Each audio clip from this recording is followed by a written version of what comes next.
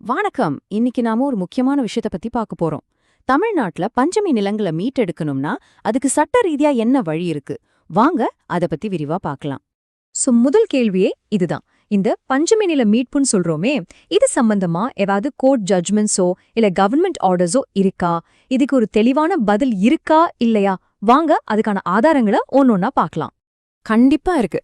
இந்த முழு விஷயத்துக்கும் அடித்தளமா இருக்கிறது சென்னை ஹைகோர்ட் கொடுத்த ஒரு முக்கியமான தீர்ப்பு. அது ஒரு மைல்கல்னே சொல்லலாம். அது என்ன தீர்ப்புன்னு பாப்போமா? எல்லாமே ஆரம்பிச்சது இந்த ஒரு தேதியில தாங்க. ஜான்வரி 22, 1991. அன்னைக்கு தான் சென்னை ஹைகோர்ட் இந்த விஷயத்துல ஒரு வரலாற்று சிறப்புமிக்க தீர்ப்பு கொடுக்கறாங்க. அந்த ஒரு தீர்ப்பு தான் அதுக்கப்புறம் நடந்த எல்லாத்துக்கும் ஒரு தொடக்க புள்ளியா இருந்துச்சு. இது ஏதோ சும்மா தியாரிட்டிக்கலா சொன்ன தீர்ப்பு கிடையாது. ஒரு நிஜமான கேஸ்ல இருந்து வந்தது.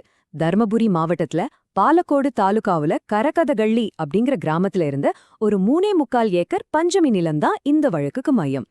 பாத்தீங்களா, ஒரு சின்ன கிராமத்துல நடந்த ஒரு நில பிரச்சனை எப்படி மாநிலம் முழுசுக்கும் ஒரு முக்கியமான சட்ட முன்னுதாரணமா மாறுதுன்னு.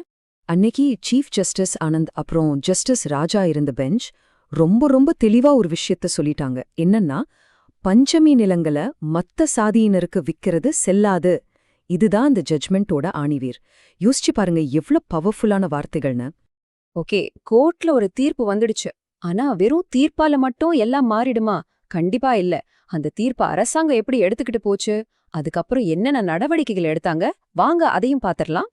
தீர்ப்பு வந்த கொஞ்ச மாசத்திலேயே, அதாவது ஜூலை 15, 1991ல தமிழ்நாடு கவர்மெண்ட் ஒரு முக்கியமான வேலையை செய்யுது. எல்லா டிஸ்ட்ரிக்ட் கலெக்டர்ஸ்க்கும் ஒரு ஆர்டர் அனுப்புறாங்க.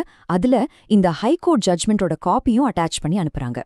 இங்கதான் பாருங்க, ஒரு கோர்ட் ஆர்டர் ஒரு அட்மினிஸ்ட்ரேட்டிவ் ஆக்ஷனா மாறுது. கவர்மெண்ட் அதோட நிறுத்தல. அதுக்கப்புறமும் பாருங்க, land administration commissioner, land commissioner ஆபீஸ்ல இருந்து கலெக்டர்ஸ்க்கு திரும்ப லெட்டர்ஸ் போய்கிட்டே இருந்துச்சு. எங்கேயெல்லாம் பஞ்சமி நிலம் மத்தவங்க கையில இருக்கோ உடனடியா ஆக்ஷன் எடுங்கன்னு சொல்லி தொடர்ந்து ஞாபகப்படுத்திக்கிட்டே இருந்தாங்க. இதுவே காட்டுது இந்த விஷயத்த கவர்மெண்ட் எவ்ளோ சீரியஸா எடுத்துக்கிட்டாங்கன்னு. சரி, இப்ப நம்ம கையில கோர்ட் ஜட்ஜ்மெண்ட் இருக்கு. அதை ஃபாலோ பண்ணி கவர்மெண்ட் ஆர்டர்ஸும் இருக்கு.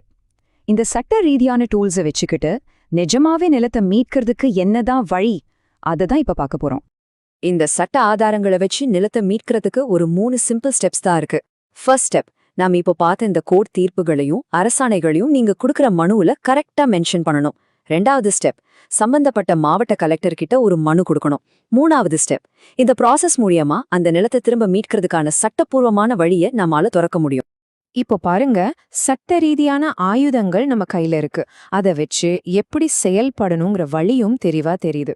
இப்போ கேள்வி என்னன்னா, இந்த தகவல்களை வச்சுக்கிட்டு அடுத்த கட்டமா என்ன செய்ய போறோம்?